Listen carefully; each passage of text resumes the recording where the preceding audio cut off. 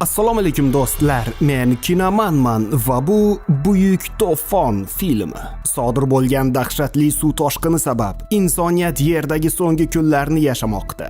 Videoni tomosha qilishdan oldin like bosishni va keyingi film qahramoni bo'lish uchun ismingizni kommentariyada yozib qoldirishni unutmang. Biz esa boshladik.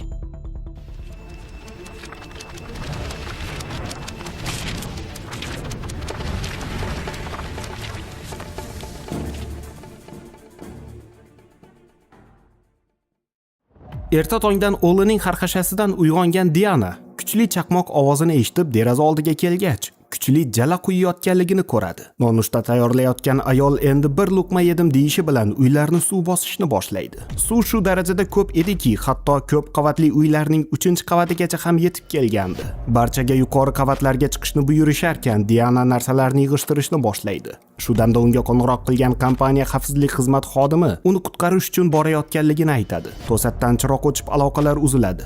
Diana o'g'lining dorisi solingan sumkani olib o'g'lini ko'targan holda tashqariga chiqarkan, odamlar sarosimada nima qilishni bilmasdan yurganliklarini ko'radi. Zina oldiga kelgan ayol odamlar tiqilinchda qolib ketganliklarini ko'rib ortiga qaytarkan, suv borgan sari yuqoriga ko'tarilishni boshlaydi. Binoni aylanib o'tishgach, uylardan biriga hojatdan foydalanish uchun kira boshlashadi. Kimdir uni ismini aytib chaqirgach, u uni izlab yurgan xavfsizlik xizmat xodimini ko'radi. Biroq shu damda o'g'li odamlar orasida uyga kirib ketganligini sezmay qoladi. U o'g'lini izlab ichkariga kirishi bilan ulkan to'lqinlar to'g'ri ularga qarab kelayotganligini ko'rib qotib qoladi. Binoga urilgan to'lqin odamlarni gangiratib qo'yadi. O'zini yo'qotib qo'ymagan Diana hushidan ketgan o'g'lini topadi, biroq eshiklarni ocha olmasdan o'zi ham hushidan ketarkan yordamga yetib kelgan xavfsizlik xizmat xodimi uni qutqarib qolishga ulguradi. Yuqoriga chiqib olishgach, xodim Diananing o'g'lini o'ziga keltiradi va ona bolalar yana birga bo'lishadi. Doniyor ularni suratga olib, kompaniyaga barchasi joyida ekanligini xabar qiladi. Uchovlon yo'lni davom etisharkan, Doniyor kompaniya vertolyoti yo'lga chiqqanligini aytadi.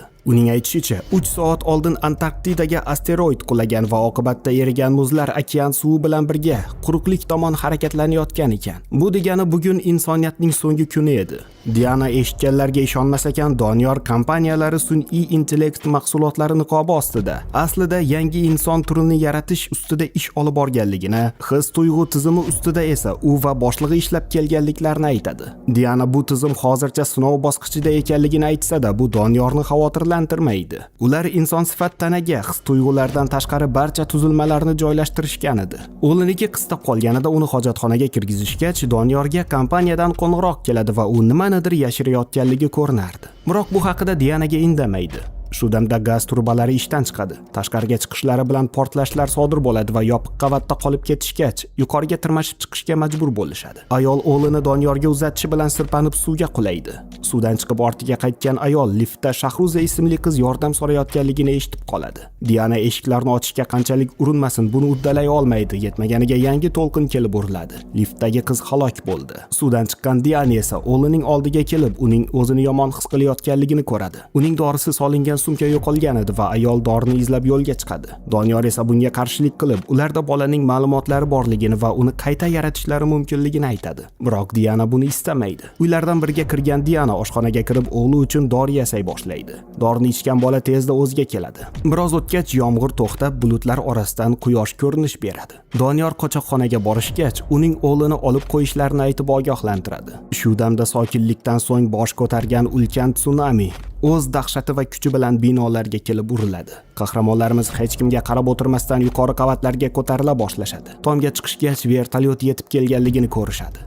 Doniyor ularni yana suratga olib kompaniya jo'natgan yo'riqnomani o'qiydi. Ularning bosh vazifasi insoniyatning qirilib ketishining oldini olish edi. Shu sabab Diana tuyg'ular modulini ishlab chiqish uchun laboratoriyaga borishi shart edi. Kompaniya xodimlari Diananing o'g'lini 77 deb atab, undan uni tortib olishadi. Bolachaning qo'llarini bog'lab uxlatishgach, sochlarini kesisharkan, Diana Doniyordan yordam berishini o'tinib so'raydi. Biroq u kompaniya qoidalaridan chetga chiqishni istamasdi. Maxsus xodimlar Dianaga hech qanday qochoqxona yo'qligini aytib, Doniyorni ham o'ldirishadi va bu yerdagi barcha o'ldirilishini faqatgina u bu yerdan tirik chiqib ketishi mumkinligini tushuntirishadi. Diana o'g'li bilan vidolashgach, uning miyasini ochib ma'lumotlarni konteynerga solgan holda u yerdan uchib ketishadi. Kompaniya uning o'g'lining ma'lumotlaridan foydalangan holda yangi inson turini yaratishni ko'zlagan edi. Ulkan to'lqinlar butun sayyorani yer bilan bir qilarkan, olimlar jamlangan raketalar samoga parvoz qiladi. Kosmik kemadagi insonlar so'nggi tirik qolganlar hisoblanardi, sababi 15 daqiqadan so'ng yerga meteorit qoldiqlari urilib, toshqindan omon qolgan barcha tirik jonni yo'q qilardi. Olimlar inson tanasini bosib chiqarishni tugatishgan edi, ularga faqat his-tuyg'ular kerak edi. Ularning maqsadi bir-biri haqida qayg'uradigan ona-bolani yaratish edi. Bola tayyor edi, ularga ona kerak edi. Diana ona bolasini qutqarish uchun qayta va qayta kurashadigan simulyatsiyani qo'llashni taklif qiladi. Ular shu yo'l orqali qisqa vaqt ichida barcha kerakli his-tuyg'ularni yig'ishlari mumkin edi. Raketa qoldiqlari ularga kelib urilay deganida simulyatsiyaga ulangan Diana yana o'z xonasida uyg'onadi. Bu safar suv ertaroq kelgandi. Unga qo'ng'iroq qilgan Doniyor uni olib ketish uchun yo'lga chiqqanliklarini aytishi bilan Diana o'g'lini olib qo'yganliklarini eslaydi. U bu safar boshqacha harakat qilishga qaror qiladi, biroq binoga ulkan to'lqin urilib, suvga g'arq bo'lishadi. Tashqariga chiqishgach, o'g'lini yuqoriga chiqargan Diana uni yo'qotib qo'yadi. Yon atrofga qaragan ayol o'g'li qayta suvga tushib ketganligini ko'rib, uning ortidan sho'ng'iydi, biroq shu damda mashina ostida qolib halok bo'ladi. Simulyatsiya qayta ishga tushadi. Bu safar Doniyor yurak massaji orqali uni o'ziga keltiradi. Uning ko'ylagida 787 raqami yozilgan edi. Bu degani u shuncha marta o'g'lini qutqarib qola olmagandi. Doniyorning to'pponchasini olgan Diana undan o'g'li qayerdaligini so'raydi, biroq shu damda sodir bo'lgan portlash uni yana o'ldiradi. U 4007-simulyatsiyada liftda qamalib qolgan Shahruzani qutqaradi. Yuqori qavatga chiqishgach, Shahruza qandaydir odamlar uning o'g'li haqida gaplashganliklarini eshitganligini aytadi va Diana ularning oldiga ketadi. U ulardan o'g'li haqida so'raganida unga e'tibor qilmasdan ketmoqchi bo'lishadi, biroq Diana nargi binodagi Doniyorni yordamga chaqirishi bilan janjal kelib chiqadi va bezorlar uni o'ldirishlariga bir vaqia qolganida Diana ulardan birini urib qutulishni uddalaydi, biroq uzoqqa bora olmaydi. Vaqtida yetib kelgan Doniyor esa bezorlarni osongina daf qiladi. Biroq Diana o'g'lini topolmagandi. U Shahruzani o'zi bilan olib ketmoqchi bo'ladi, ammo qizcha bobo buvisini tashlab ketishni istamaydi.